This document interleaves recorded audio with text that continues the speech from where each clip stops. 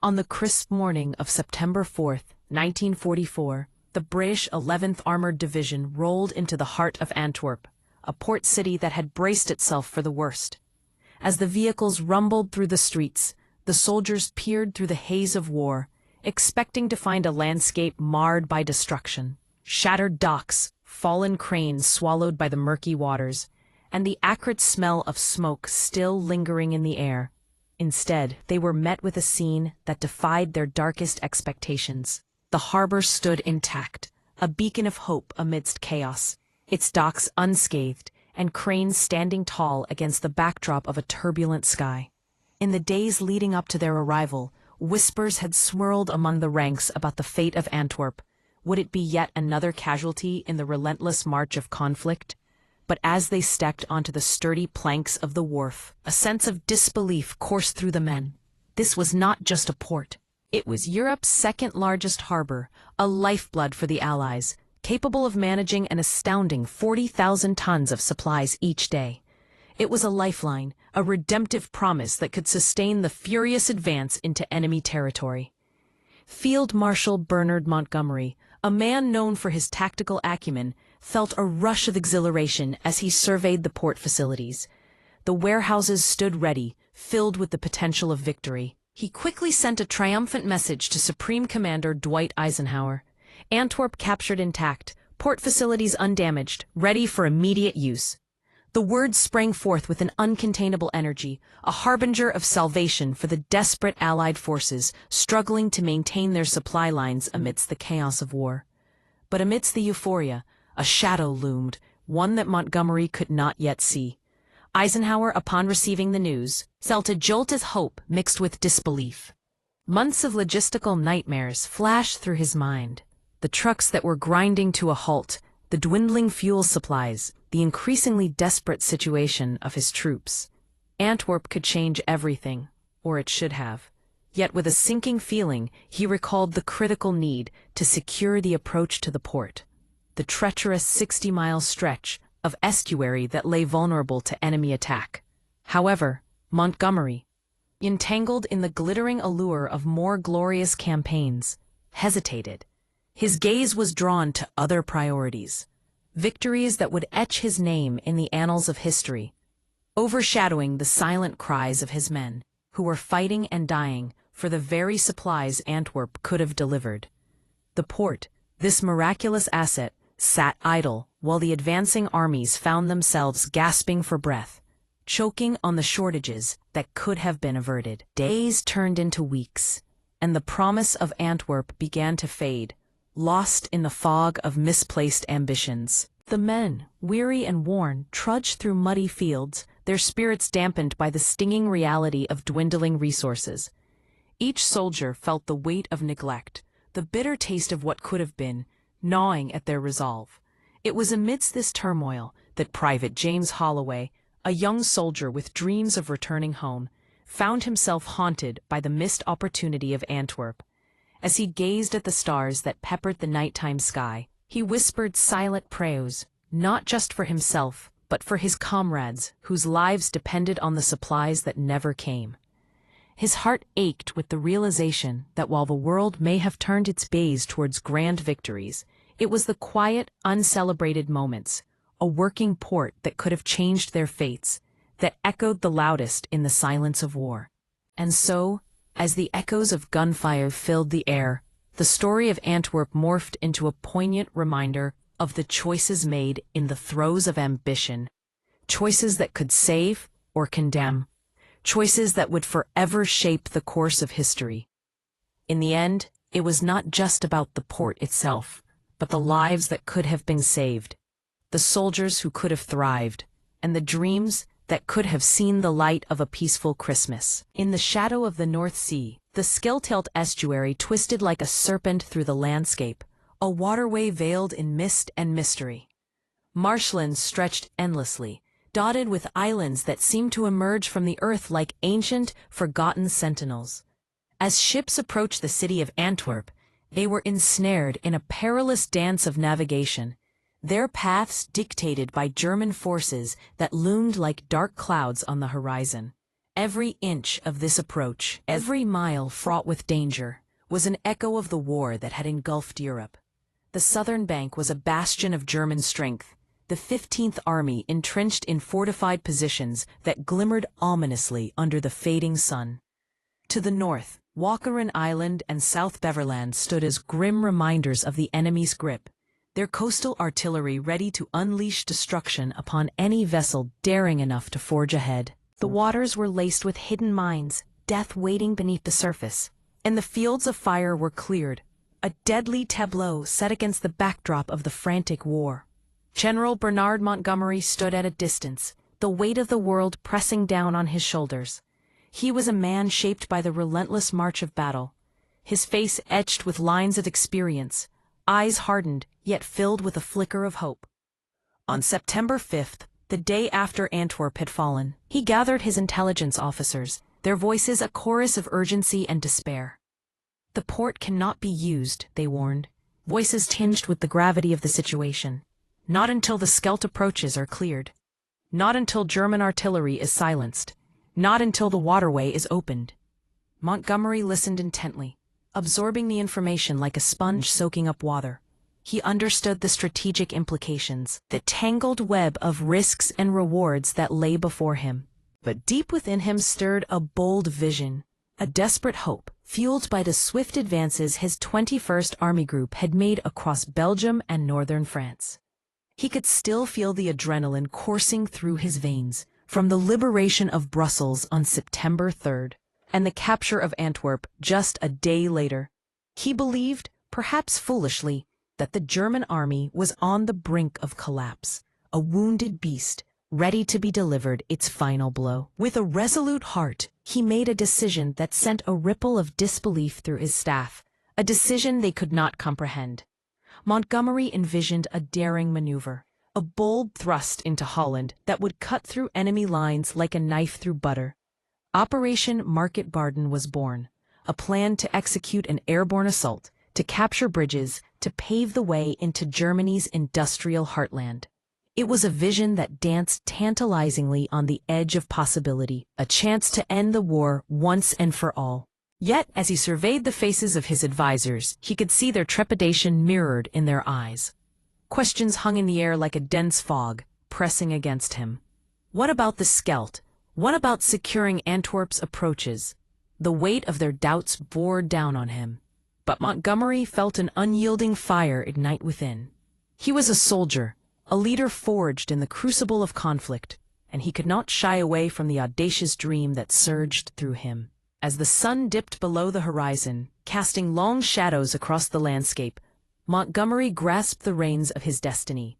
The path ahead was fraught with uncertainty, but he knew that sometimes, to seize victory, one must dance with risk. The Scheldt estuary would wait. The roar of artillery would be silenced one way or another. For in the heart of a soldier, hope thrived even in the darkest of times, and Montgomery was determined to turn that hope into a reality. As the weight of the world rested on his shoulders, General Bernard Montgomery stood poised at the precipice of history, the echo of distant artillery reverberating in his ears like a sinister lullaby. The late afternoon sun bathed the military tent in a warm glow, illuminating maps spread across the table, each line and mark representing the hopes and dreams of countless soldiers. The scent of damp earth mingled with the metallic tang of sweat and worry, creating an atmosphere thick with tension. Montgomery's steely blue eyes narrowed as he addressed his commanders, brushing aside their murmurs of doubt. "We cannot hesitate," he declared, his voice steady despite the uncertainty looming over them. "The Germans are beaten. We must maintain momentum. We must strike before they can reorganize." His hands gestured emphatically toward the maps, tracing the proposed path of Operation Market Garden. A bold offensive that promised to thrust deep into enemy territory.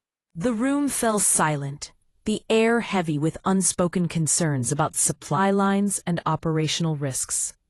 Eisenhower's skeptical expression loomed in Montgomery's mind, a reminder of the broader strategy that demanded a delicate balance among advancing Allied forces. Yet, Montgomery was undeterred, fueled by a fierce determination that bordered on obsession. "Give me the resources," he argued, his voice rising with passion. "I'll be in Berlin by Christmas. I'll end the war in 1944. His unwavering confidence ignited a flicker of hope in the hearts of his men. Even as the reality of logistics loomed ominously overhead, days turned into a blur as Eisenhower, weighed down by the burden of command, finally relented on September 10th. He granted Montgomery the green light for Market Garden, prioritizing supplies and assigning 3 airborne divisions to the operation. It was a gamble, a reckless dance with fate. But Montgomery's conviction seemed to promise a swift victory. However, in their haste, neither recognized the gaping chasm of logistical oversight. They assumed the Scout estuary could wait, a catastrophic miscalculation that would prove expensive. By mid-September 1944, the Allied supply situation began to spiral into chaos. The forward momentum of the armies had outpaced the fragile supply lines, which stretched back over 400 miles to the beaches of Normandy. The air was thick with the urgency of desperation, a muffled roar of trucks struggling along winding roads that were only ever half repaired. Every gallon of gasoline, every artillery shell, every ration was a lifeline, yet the system faltered, threatening to collapse under the weight of ambition. General George Patton's Third Army surged forward, but the logistics of war proved unforgiving. In the distance, the sounds of machinery and men working tirelessly echoed across the fields. Yet beneath that din lay an undercurrent of anxiety. Montgomery could feel it gnawing at his resolve, the specter of doubt creeping into the corners of his mind. As he stared into the horizon, he realized that the path to victory was fraught with unseen obstacles, each one threatening to unravel the tapestry of their plans. Amid the chaos of the battlefield, Montgomery's heart beat with a mixture of hope and trepidation. The stakes were high, and the weight of responsibility bore down heavily upon him. With each passing day, he clung to the belief that their gamble would pay off, that Berlin was within reach. But as the sun dipped below the horizon, casting long shadows across the landscape, Montgomery knew that the fight for victory was only just beginning. The heavy clouds hung like a shroud over the stagnant battlefield as autumn rain drizzled, transforming the once bustling roads of France into a muddy quagmire.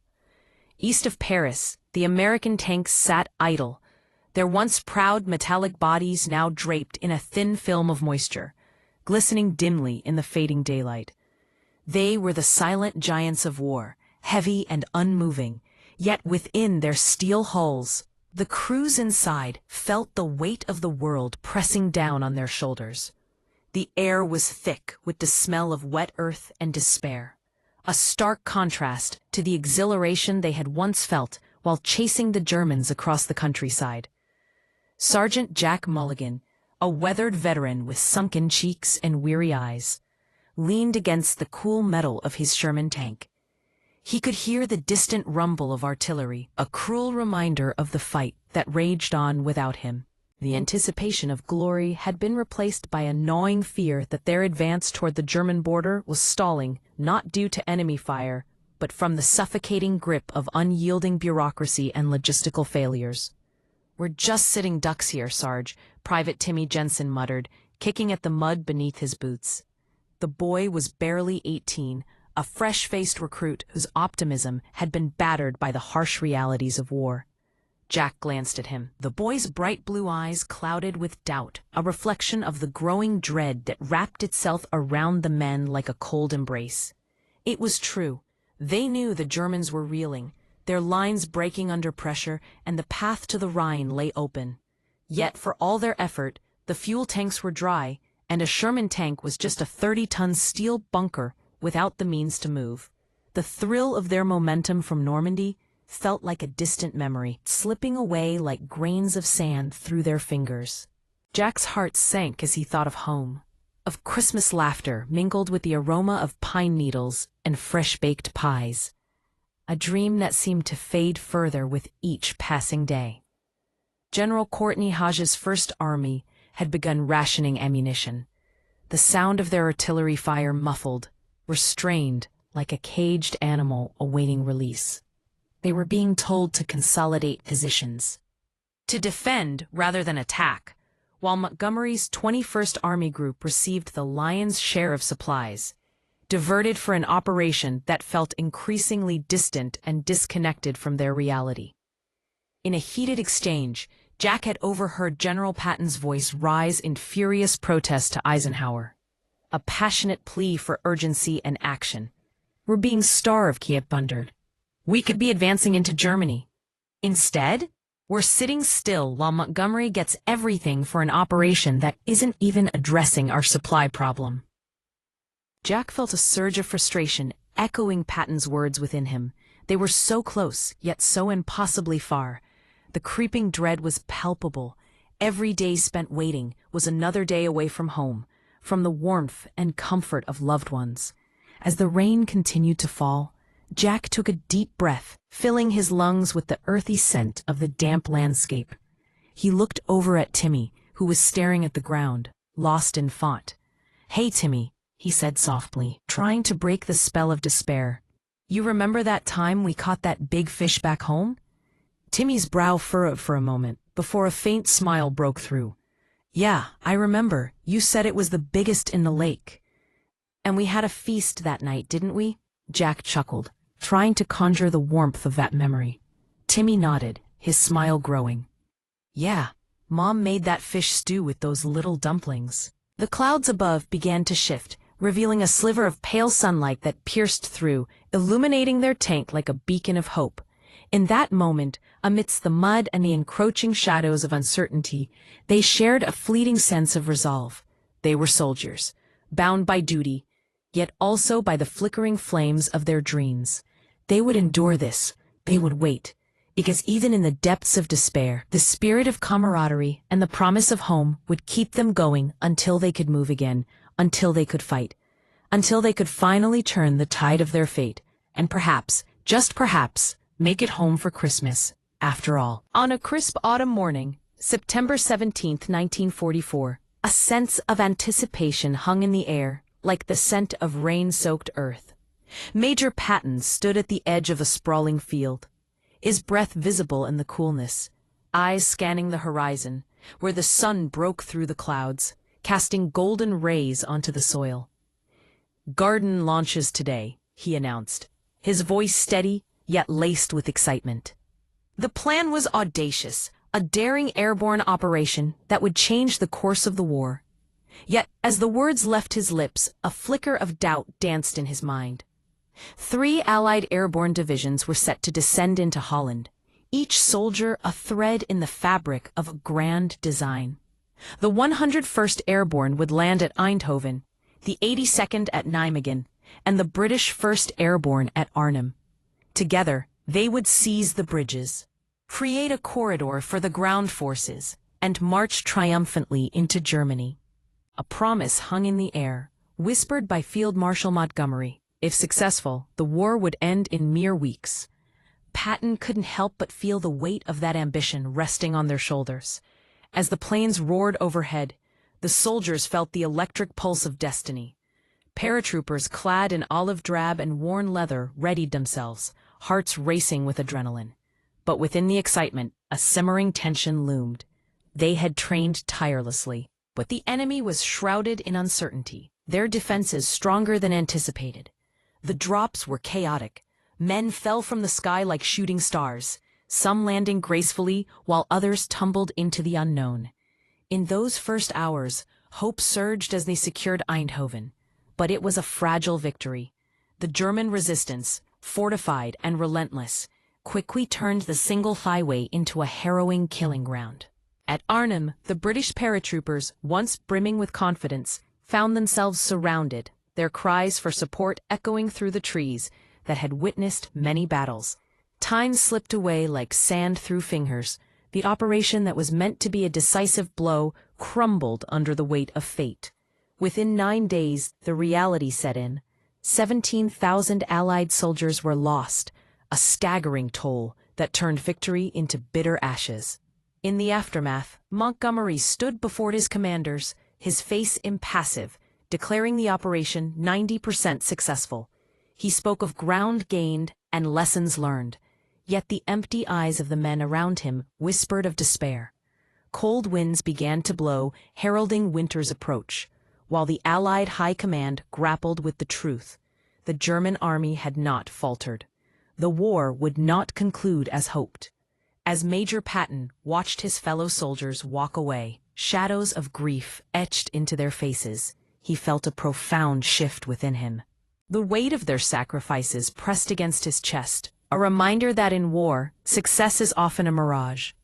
With a heavy heart, he understood that the battle was far from over, and that the fight for freedom would continue, no matter how daunting the road ahead. The echo of their bravery would resonate through history, a lasting testament to their indomitable spirit. In the dimly lit conference room, the air crackled with tension.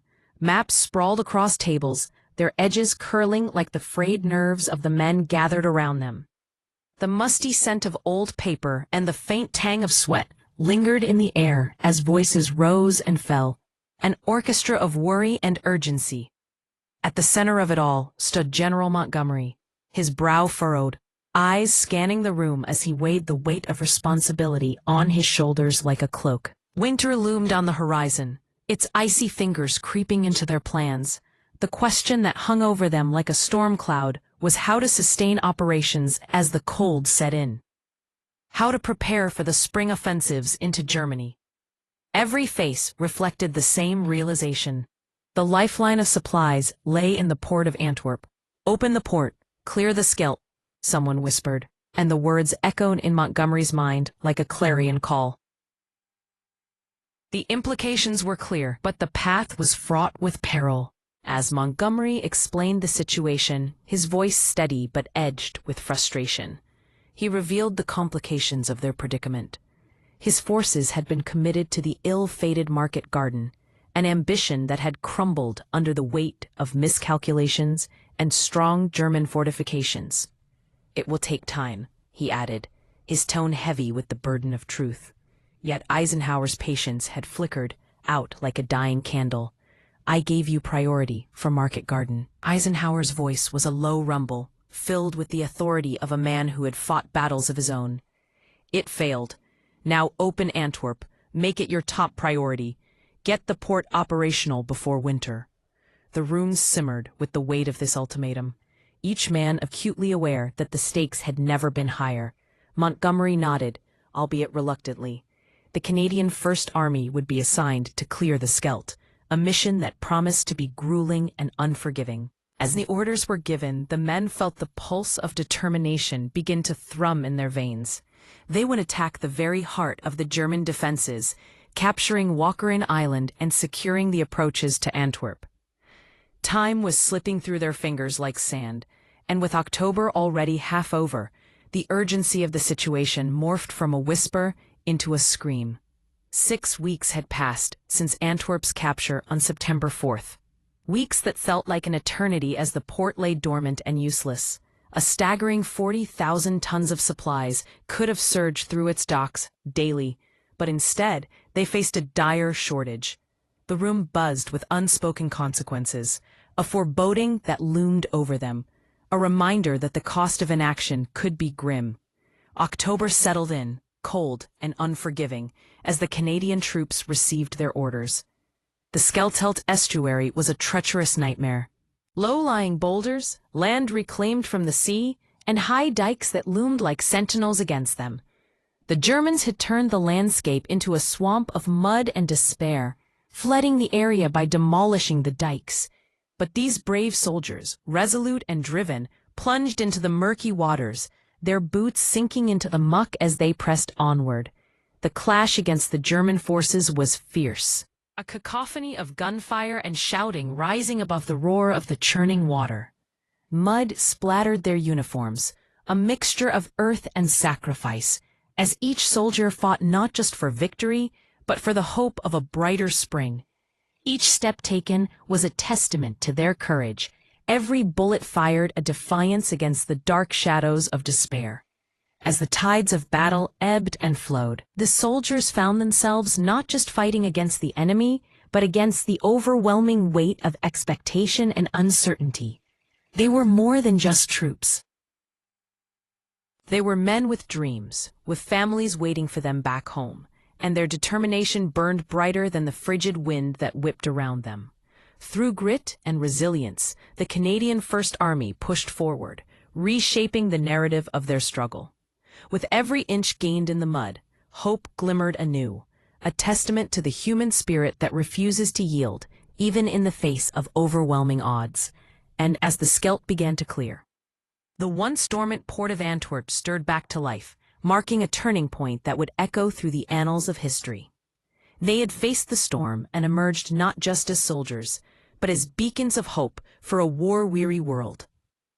The air was thick with tension as the Canadian soldiers stood shoulder to shoulder, wading through flooded fields that seemed to stretch endlessly before them.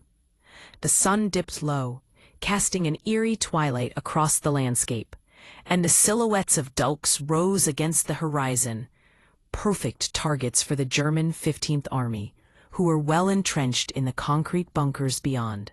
They had the water itself as an ally, a treacherous element that transformed the battlefield into a freezing, briny soup. For these brave men, this was not merely a skirmish. It felt like a descent into hell. Private Samuel Thompson felt the chill seeping into his bones, each gust of wind biting through his uniform. His heart raced as he scanned the horizon, knowing that there were no foxholes to dig in this unforgiving terrain. 6 inches below the surface lay only water, taunting and cold. The land around them was as flat as a table, offering no sanctuary, no place to hide. With a swell of dread, he watched as the first wounded slipped into the muddy depths, their cries muffled by the murky water, a grim reminder of the stakes at play. The scene around them was a miserable, wet slog, the very air thick with the stench of damp earth and despair. Rats scurried through the shadows, adding to the chaos of sounds. A cacophony of gunfire erupting suddenly, boiling the water around them. The fighting was savage and unrelenting. The Canadian infantry, driven by sheer determination, assaulted the concrete bunkers, plunging into the icy waters as engineers braved minefields under fire. Each artillery blast thundered in their ears, marking their struggle against the German positions that seemed insurmountable. Days dragged on, the operation that General Montgomery had promised would take mere weeks, stretching painfully into November. Progress was measured in inches, the soldiers advancing only hundreds of yards at a time.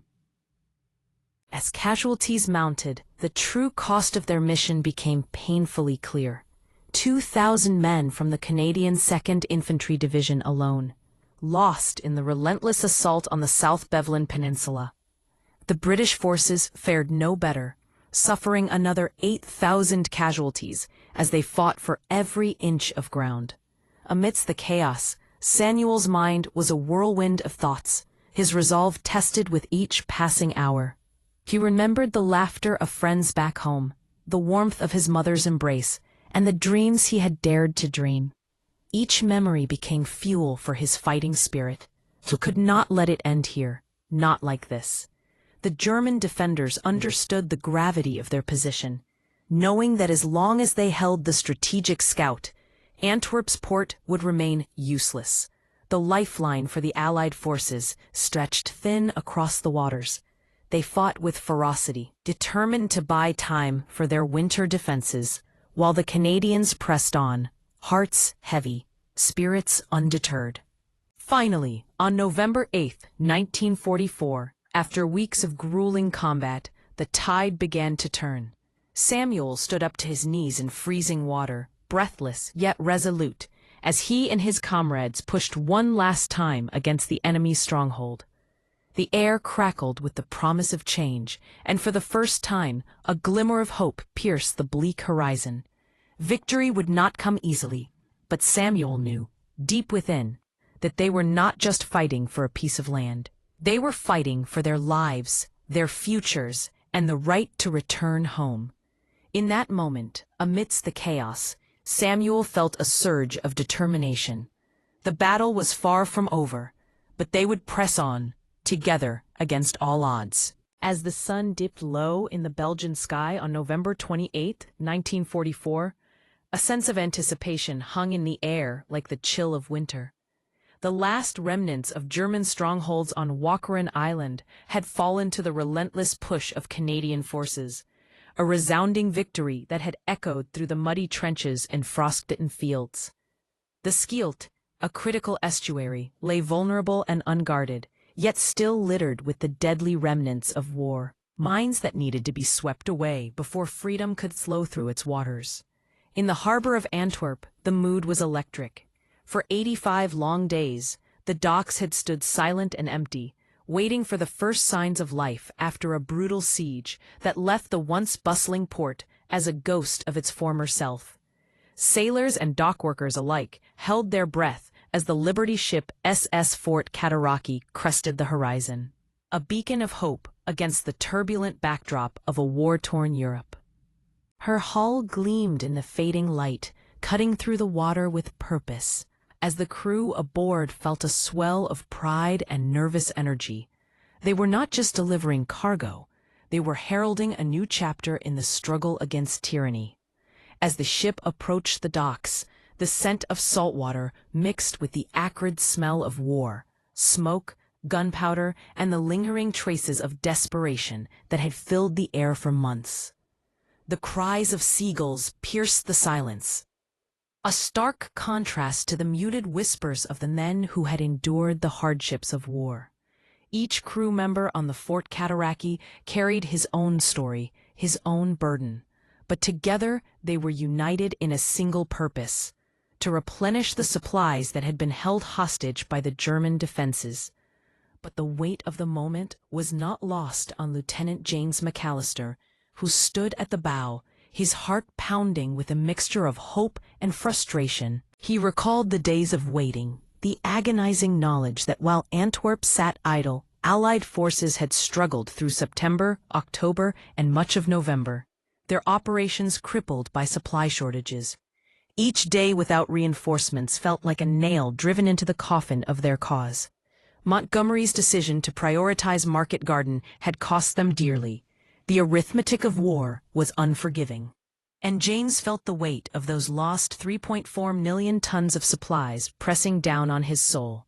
As the Fort Cataraqui slid into harbor and the ropes were thrown, the air filled with shouts of joy and relief from the dockworkers. But for James, the cheer felt bittersweet.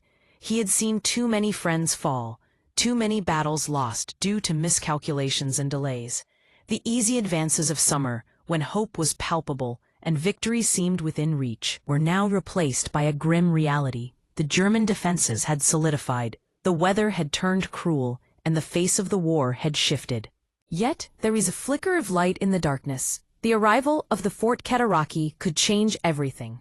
As supplies began to offload, tanks, ammunition, and food, the future of the Allied forces hung in the balance. James felt a renewed sense of purpose as he watched the cargo being moved with urgency. The struggle was far from over, but this moment, it was a victory to be cherished amidst the chaos. In the coming weeks, as the supplies would flow and the strategists would plan their next moves, Lieutenant McAllister knew that the true measure of their success would not be just in the materials delivered, but in the resilience shown in the face of adversity.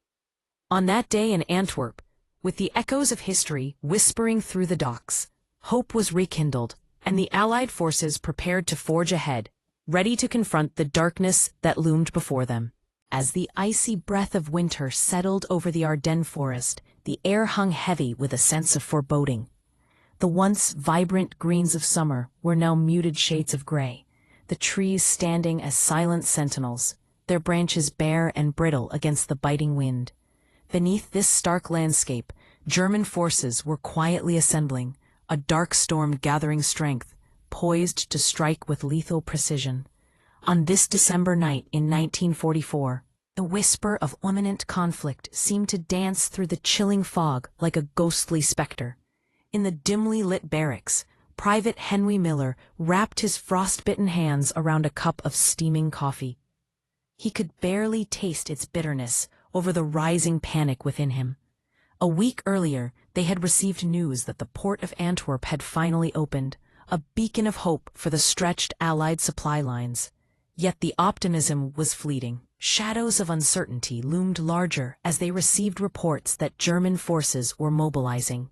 "It's just another winter skirmish, right?" Henry's friend Corporal James tried to reassure him, his voice cracking under the weight of his own fear.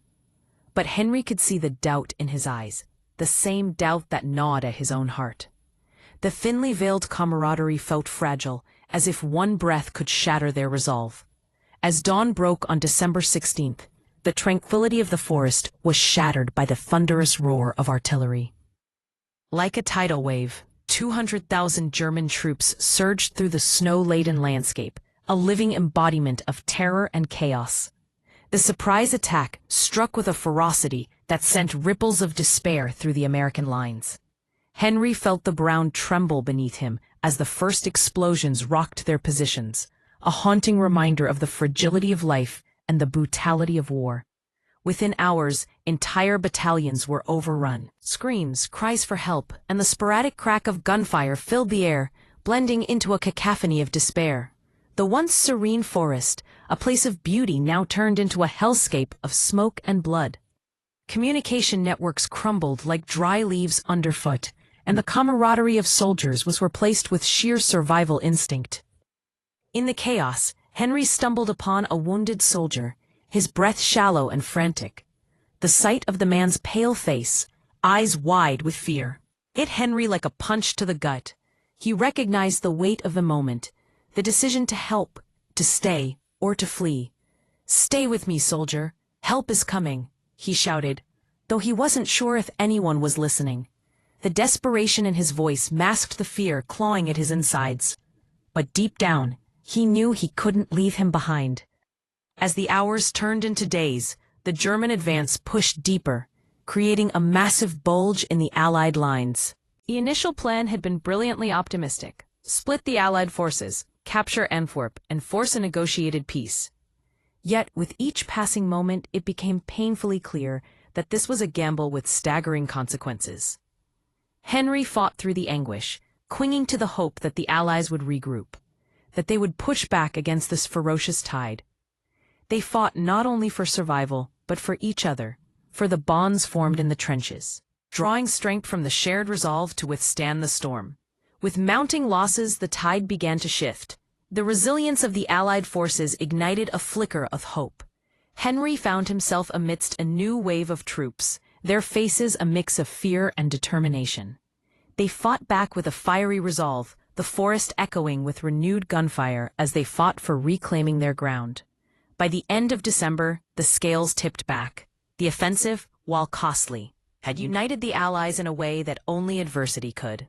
As Henry looked out over the battlefield, the air still thick with smoke and the memories of the fallen, he knew that this was just a chapter in a larger story. The battle was far from over, but they had forged a bond that could not be broken.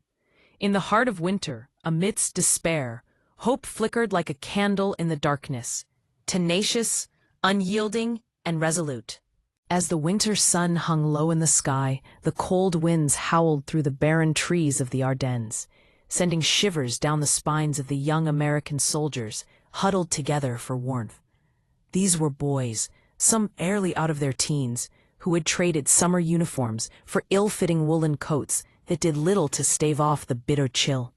Each breath they took left frosty vapors in the air, mingling with the scent of damp earth and the distant echoes of artillery fire. The Battle of the Bulge had begun, and it was a frigid nightmare. Private James Hargrove, a mere 17, gripped his rifle tightly, his knuckles white against the harsh metal. He was acutely aware of the weight of the war pressing down on him, a burden that defied his youth.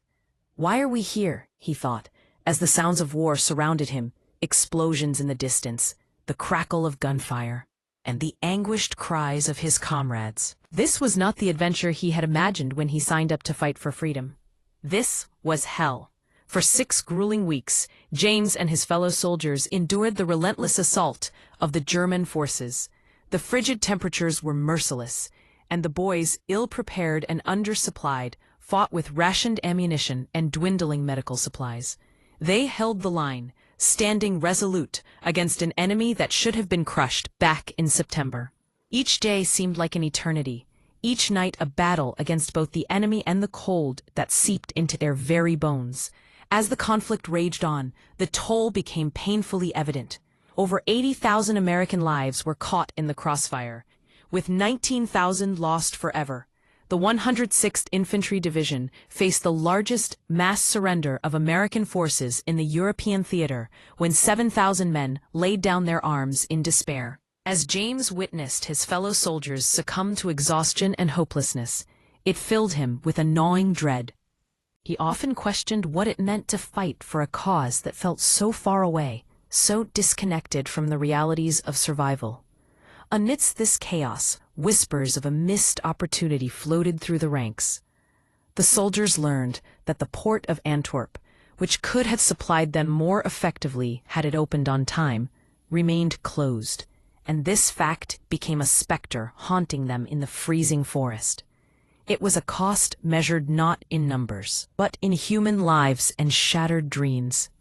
As the final days of battle approached, the tide began to turn. Allied forces rallied together, fueled by sheer determination and the bitter resolve born from sacrifice. Slowly but surely they pushed back against the Germans, eliminating the bulge that had threatened their advance into Germany. Victory was within reach, yet the price they had paid weighed heavily upon them. When the war finally drew to a close, Allied intelligence sought answers, delving into the mind of the enemy. They interrogated German generals, seeking the origins of the Ardennes offensive, and learned of plans devised in secrecy, of decisions made when the Allies' own momentum had waned. James listened intently as General Alfred Jodl recounted how Hitler had announced the offensive back in mid-September, a revelation that felt like a cruel twist of fate. The war was over, but its scars ran deep. James returned home a changed man, haunted by the memories of those lost, the friends who had fought bravely beside him, and the weight of lives forever altered. While he had survived, the emotional toll lingered, a poignant reminder of the fragility of life and the price of freedom. The chill of the Ardennes forest never quite left him, a constant echo of the battle that had shaped his young existence and an everlasting testament to the resilience of the human spirit. In the shadowy corridors of wartime strategy, the weight of a single decision hung like a thick fog over the Allied command. It was late summer 1944, and with every tick of the clock, the urgency of the moment echoed through the hearts of generals and soldiers alike. The air was heavy with the scent of damp earth and the distant rumble of engines, a constant reminder of the war that raged just beyond the horizon. Among the officers was General Eisenhower, a man whose brow was often furrowed, like a landscape marked by the scars of battle. He had been preparing for the pivotal moment when the Allies could seize Antwerp, a critical port that promised to open the floodgates of supply and momentum against the German forces. Yet as days turned into weeks, the anticipated push towards Antwerp was noticeably absent, and the tension among the ranks began to simmer. Meanwhile, across the enemy lines, German intelligence buzzed with the realization that something was amiss. With their ears pressed to the ground, they felt the tremors of hesitation from the Allies. What they had initially expected to be a swift and unrelenting advance was turning into a puzzling stalemate.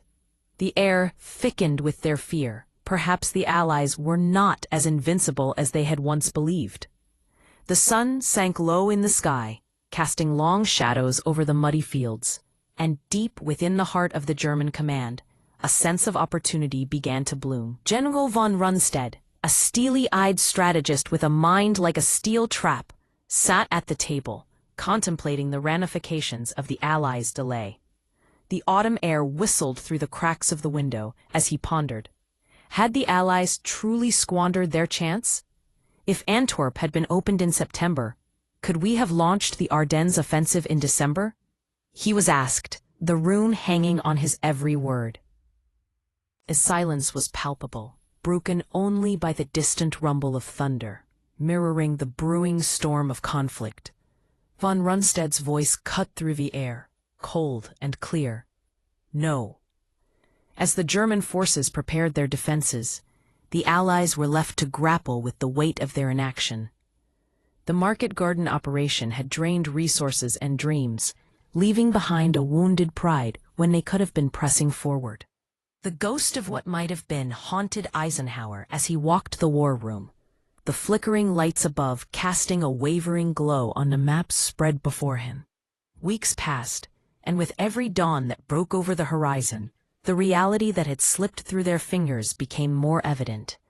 The Allies' momentum faltered, and with it, the hope of a decisive victory faded like the last light of day. A chilling realization settled in. Their pause had given the enemy a chance to regroup and fortify, turning the tide in a war that seemed all but won. As Eisenhower reflected on the choices that led them to this moment, a bittersweet sense of resolve washed over him. History would judge him, and he understood that the burden of leadership came with the weight of imperfection. Yet in the ashes of regret, he found the strength to learn, to adapt, and to prepare for the battles that lay ahead. The war was far from over, and he would ensure that when the next opportunity arose, the Allies would act swiftly, decisively, and without hesitation. And so, in the heart of conflict, as the shadows deepened and the winds of change began to stir, a story of resilience and lessons learned was born. It was a reminder that in the theater of war, every moment counts, and every decision could change the course of history. In the dimly lit war room, the air was thick with tension, the scent of sweat mingling with the faint aroma of cold coffee. General Dwight Eisenhower stood at the center, his brow furrowed as he weighed the gravity of his decisions. Around him, maps spread like a patchwork quilt, each crease and fold representing lives on the line, futures hanging in the balance. The flickering overhead lights cast shadows on the faces of his advisors, faces etched with worry, their eyes darting between the general and the sprawling map of Europe. Eisenhower's mind was a battleground of its own, caught between the urgent whispers of military logic and the cacophony of coalition politics.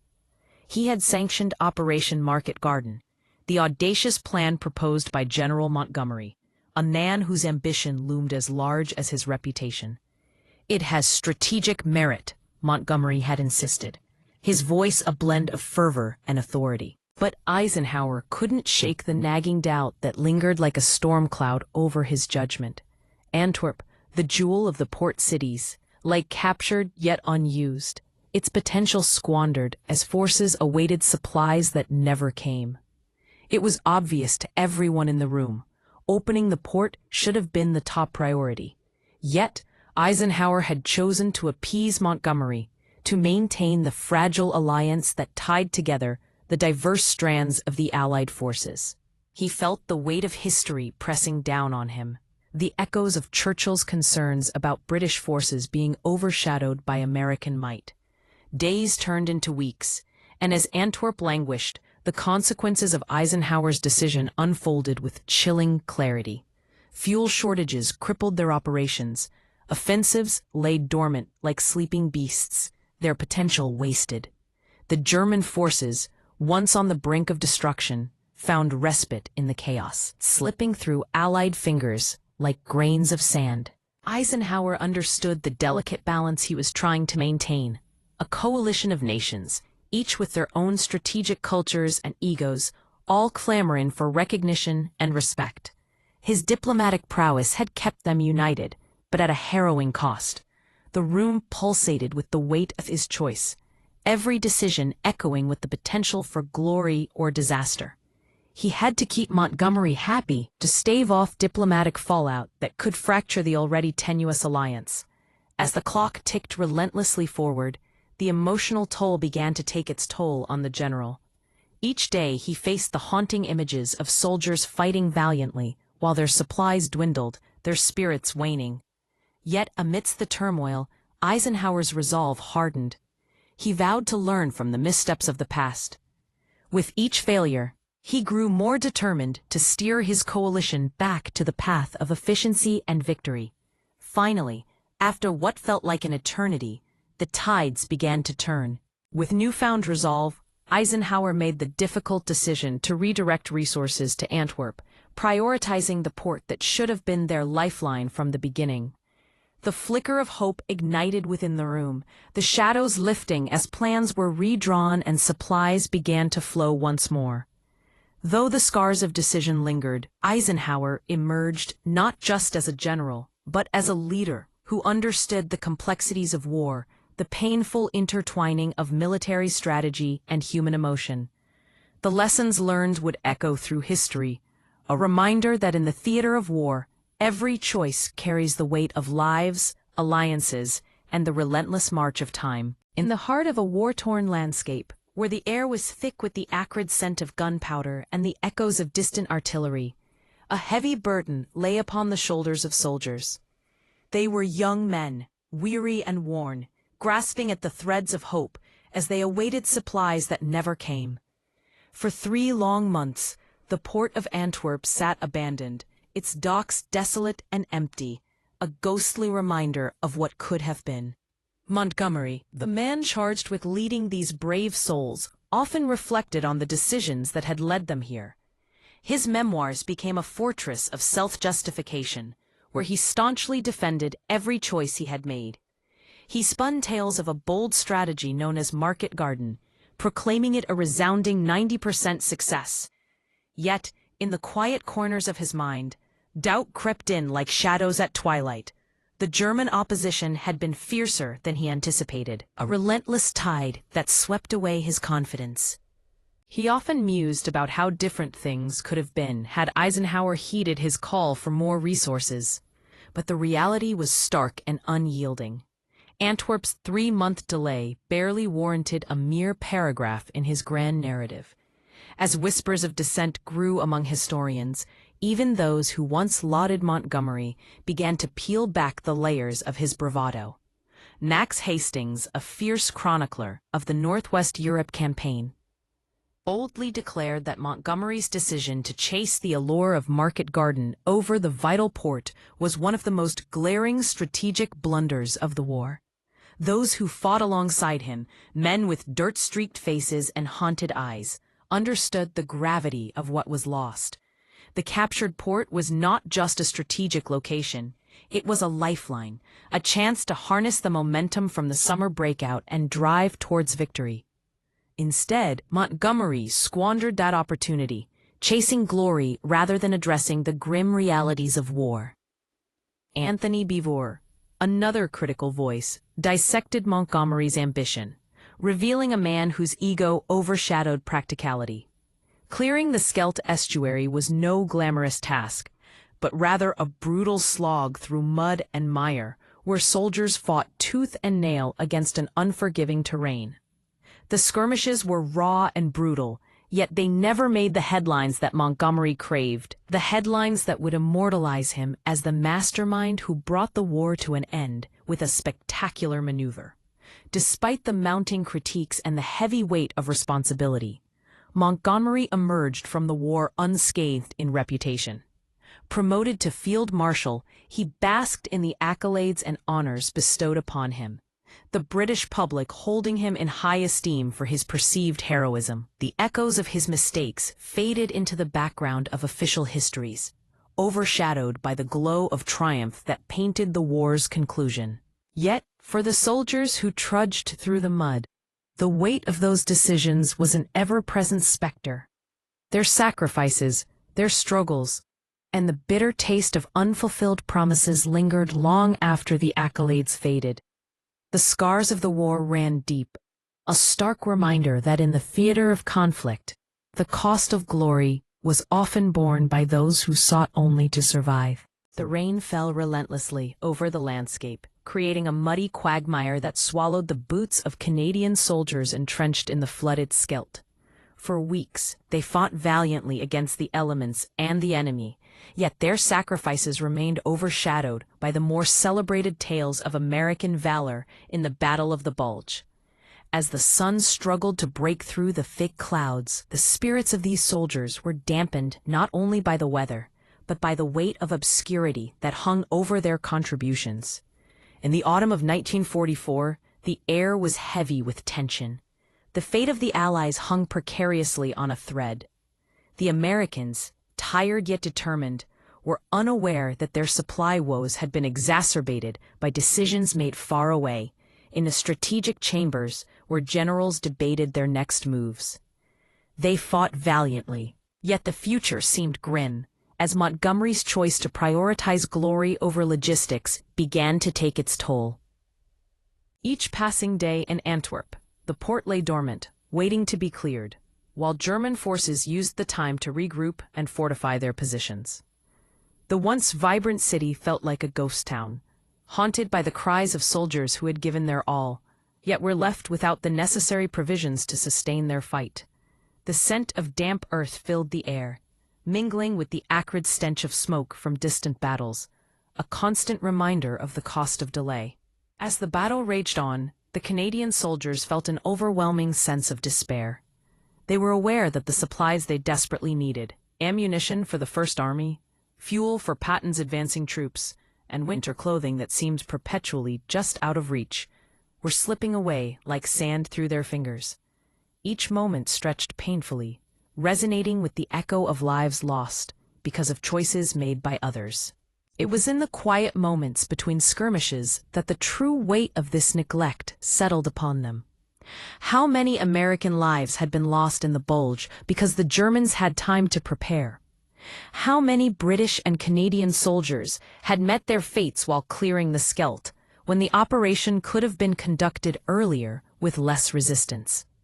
The questions tormented them, swirling in their minds like the relentless rain. As Montgomery captured the port on September 4th, a flicker of hope ignited within them, only to be extinguished as the days turned into weeks. Supplies remained trapped, and logistics faded into the background, overshadowed by the lure of spectacular operations. Montgomery's fixation on grandeur blinded him to the grim reality.